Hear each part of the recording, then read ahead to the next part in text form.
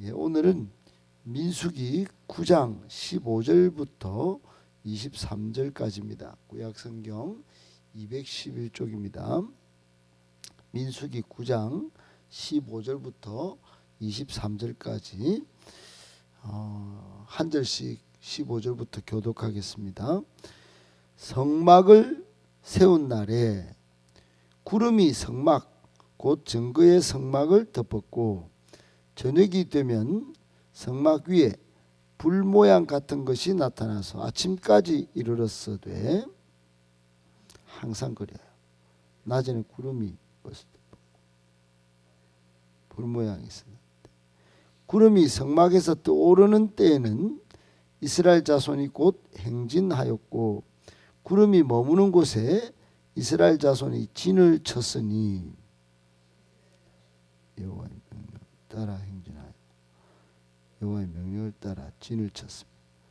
구름이 성막 위에 머무는 동안에는 그들이 진영에 머물렀고 구름이 성막 위에 머무는 날이 오래일 때에는 이스라엘 자손이 여호와의 명령을 지켜 행진하지 아니하였으며 구름이 성막 적을 때 다만 여호와의 명령을 따라 진영에 여호와의 명령을 따라 행진하였습니다.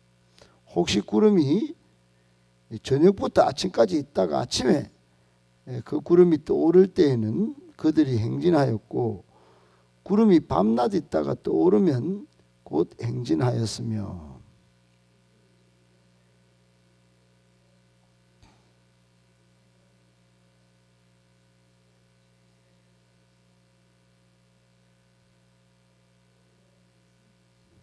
(23절을) 같이 읽겠습니다.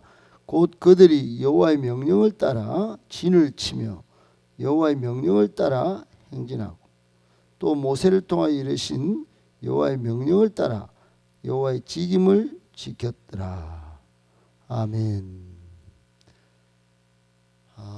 반갑습니다. 오늘 본문의 말씀 속에 우리에게 주시는 하나님의 말씀 세 가지를 교훈받도록 하겠습니다. 첫 번째, 말씀과 성령의 충만함으로 하나님의 임재와 인도함을 경험합니다.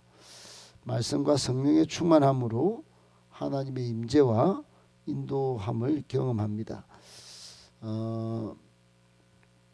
여러분 9장부터 이제 시작된 말씀 가운데 어제는 하나님께서 이스라엘 백성에게 유월절 제사, 유월절 준수에 대한 규례를 말씀하셨죠. 유월절도 이제 광야에서 지켰고, 이제 이스라엘 백성이 출애굽을 해가지고 시내산에 와서 머물 때입니다. 200만 명이 머무니까 이게 작은 수가 아니죠. 대구 인구 정도가 한 곳에 머물러서 이제 유월절을 지키고 양을 잡아서 막 지키고 전부 다 이제 그러는 중에 오늘 이제 성막을 딱 세운 겁니다. 오늘 이제 15절에 보니까 성막을 세운 날에 그랬죠. 이제 성막을 딱 세웠는데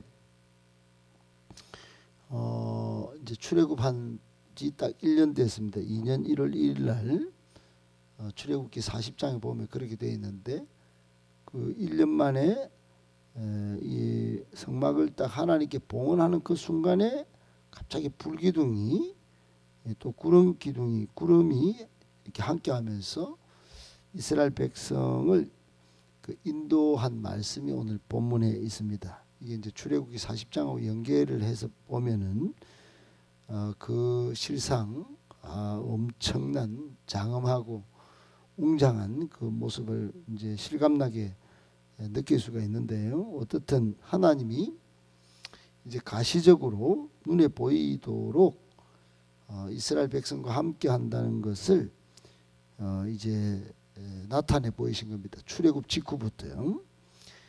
딱 1년 만에 출애굽이 끝나서 가나안 들어가기 전에 이제 이게 끝났기 때문에 불기둥 구름 기둥이 사라졌기 때문에 그건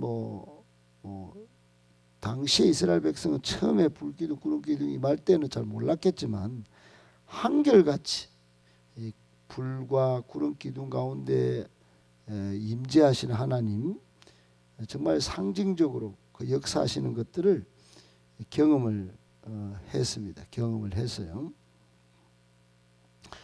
15절 16절에 이렇게 보면은 성막을 세운 날 구름이 덮었고, 성막을 덮었다 그래요.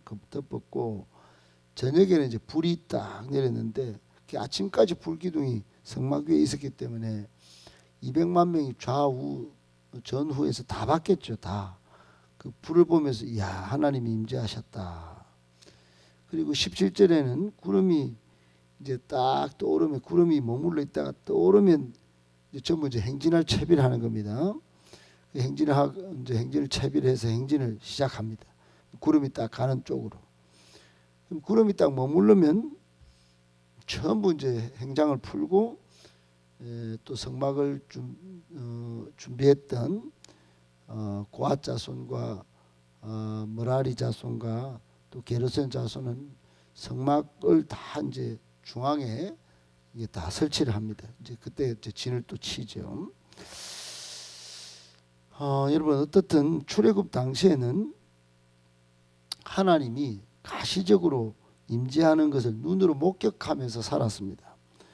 얼마나 감격했고 얼마나 웅장한 그 모습을 보면서 기쁨 속에서 하나님의 역사를 체험하면서 하나님과 동행했는지 모릅니다. 이스라엘 백성들은 그 구름기둥, 불기둥을 직접 아침에도 또 행진할 때도 눈으로 똑똑히 보면서 야, 이 뭐 신의 현현을 그 어떤 세상의 사람과 다르게 경험하고 지냈지요.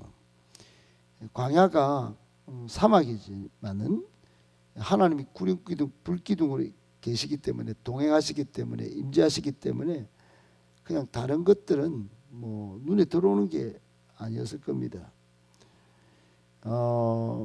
그런데 여러분, 지금은 예수님의 피값으로 교회를 샀는데, 이 피값으로 산 교회, 그 하나님이 교회 가운데 임재하고 또 교회를 이룬 성도들과 동행하고 계시겠죠.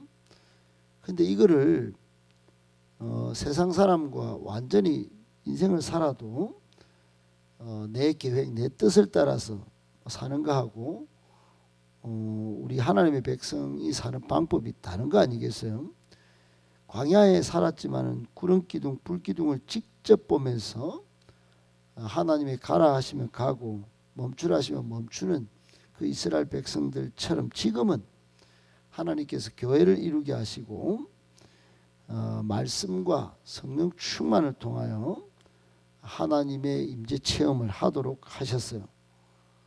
그러니까 굳이 불기둥, 구름기둥 보겠다 하면 할 말이 없지만 굳이 그럴 필요가 없이 오히려 더 말씀 충만, 성령 충만하면 하나님의 임재와 동행을 삶과 사역 속에서 경험할 수 있다 이 말입니다. 그걸 체험할 수 있는데도 그걸 그렇게 안 해요. 하나님이 약 38년간 구름기둥, 불기둥으로 함께 하셨던 하나님, 그때야 그렇게 역사하신 거지만 지금은 성령 가운데 말씀과 성령의 충만함을 입은 사람들은 우리 주님이 약속하셨습니다. 세상 끝날까지 너희와 항상 함께 있으리라고 약속하셨어요. 그러니까 여러분, 말씀 충만, 성령 충만이 얼마나 중요한 거겠습니까? 우리 교회가 두 날개로 날아오는 건강한 교회를 꿈꾸는데 말씀의 날개 또 성령 충만의 한 날개, 이 두 개가 확 했을 때는 우리 뭐 아주 하늘을 날고 우리 인생의 문제를 돌파하게 되는 것입니다.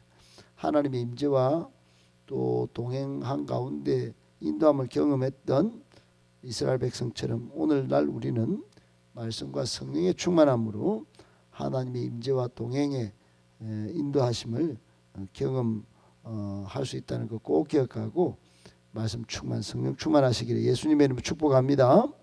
아멘. 두 번째, 영적 침체가 오면 더더욱 교회 중심으로 빨리 적극적으로 나와야 합니다. 여러분, 오늘 불기둥, 구름기둥이 어디에 임하였죠? 성막 위에 임하였습니다.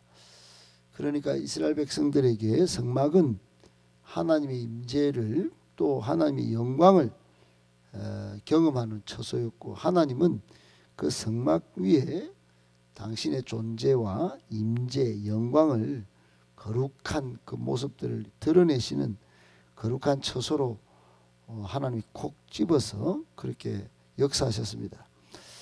그렇습니다. 여러분, 하나님이 아니 계신 곳이 있겠습니까? 그거를 신학적으로 무소부재하신 하나님 이렇게 정의를 합니다. 무소, 아니 계신 곳이 부재, 없다는 겁니다. 그러니까 하나님은 아무데나 계신데 특별히 성막 위에 계셨다. 그건 오늘날 우리에게 뭘 가르쳐 주느냐 하면 특별히 교회 위에 하나님을 교회를 통하여 영광을 드러내신다. 하나님의 임재를 경험하게 한다. 하나님의 뜻과 계획을 성취하신다. 이런 뜻입니다. 그러므로 성도는 무엇보다 교회를 사랑해야 합니다. 교회를 귀중히 여겨야 돼요. 여러분, 교회를 우습게 여기면 안 됩니다. 그러니까 하나님이 성막 위에 불기둥, 구름기둥으로 임했을 때 그때 당시 이스라엘 백성들이 함부로 나갔다가 다 죽습니다. 죽어요. 그러니까 그 정도로 겁내는 그 어떤 경이로움이 있었습니다. 근데 그것보다 훨씬 더 귀중한 값어치가 있는 게 교회는 예수님의 피값으로 몸을 찢어서 산 교회예요. 하나님이 얼마나 아끼겠어요.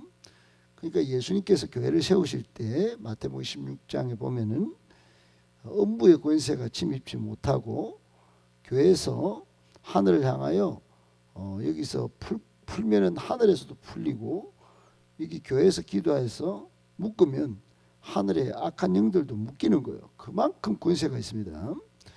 그러니까 교회 생활, 신앙생활은 아주 잘하는 것이 신앙생활의 매우 정상적인 생활이다라고 생각해야 합니다. 그러니까 힘든 일이 생길 때는 또는 영적 침체가 오면 어떻게 해야 되겠어요? 이게 교회를 떠나서 이런 문제가 생길 수 있다. 더더욱 교회 중심으로 해야 되지 않겠습니까? 여러분, 하나님의 임재가 있는 하나님의 질서인 이 교회를 경시하는 풍조가 지금 많이 생겨나고 있습니다. 그러나 분명한 것은 영적으로 그 배후에는 사탄의 역사가 있습니다. 그 사탄의 역사 가운데 교회를 경시하고 무시하면서 영적으로 침체에 빠지게 만들고 더더욱 교회 생활을 소극적으로 하게 만들면서 이게 계속해서 신앙의 악순환이 생기도록 하는 거죠. 그러니까 우리는 역전의 발상을 해야 합니다. 오늘 본문에 나오듯이 하나님은 성막 위에 그 영광과 또 그 임재를 드러내셨듯이 교회 위에 교회를 통하여 영광을 드러내시고 뜻과 계획을 성취하신다는 걸 알았다면 이제 빨리 예배나 기도나 이 교회 중심으로 빨리 회복해야 합니다.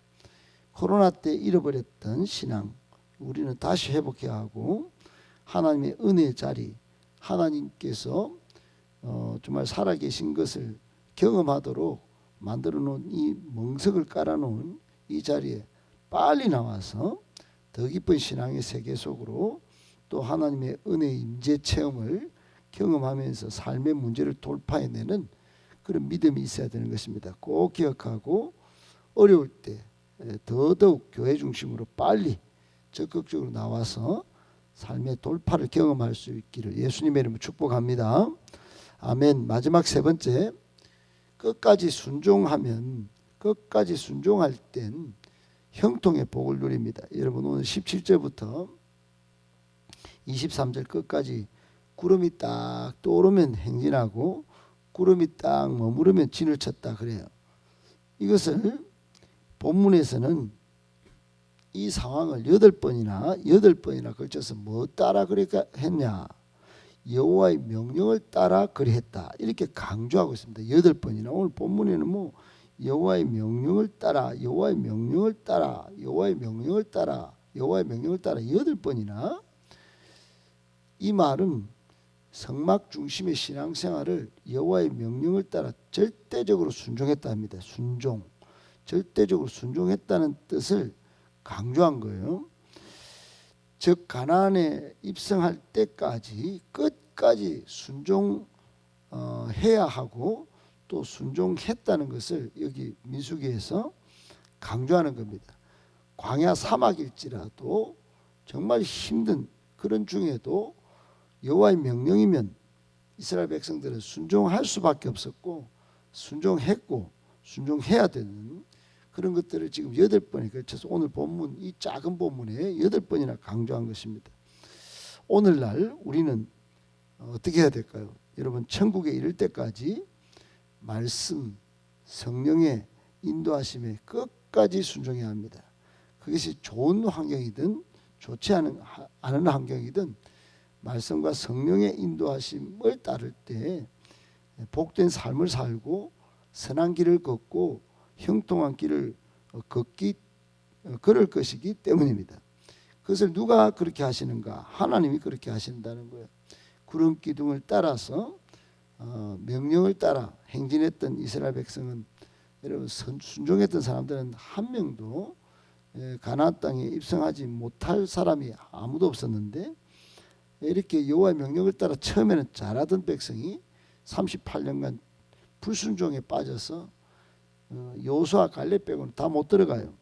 나중에 광야에서 태어난 백성들 이 상황을 깨닫고 여호와의 명령을 따라 이제 그렇게 했더니 결국은 들어가요. 그러니까 여러분, 중요한 말씀이 뭐냐? 순종입니다.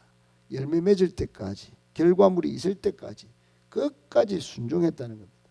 그 순종이 자신들에게 형통을 가져왔고 복이 되었다. 여러분, 우리도 꼭 기억하고 순종이 다른 제사 1000번 만번보다 더 소중하다는 거 꼭 기억하고 순종 잘 하실 수 있기를, 말씀을 따라 살 수 있기를 예수님의 이름으로 축복합니다.